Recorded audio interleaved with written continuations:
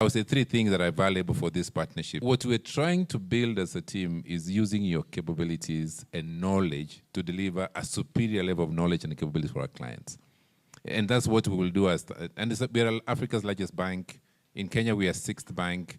And our ambition is to become a large bank. So it's a top 3 bank ambition in the next couple of years.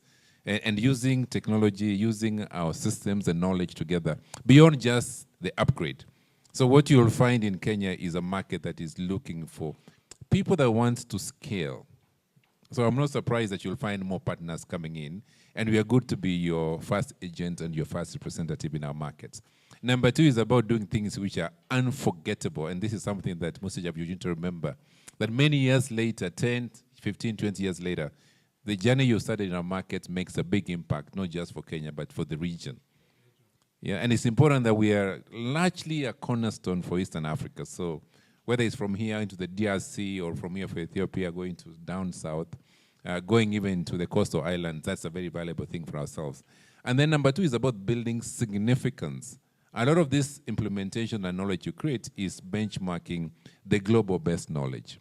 Now, Ryom and ourselves, that's what we build in this kind of. So I don't really worry so much when I chair a steering committee, because I know that capable teams and resources have been deployed.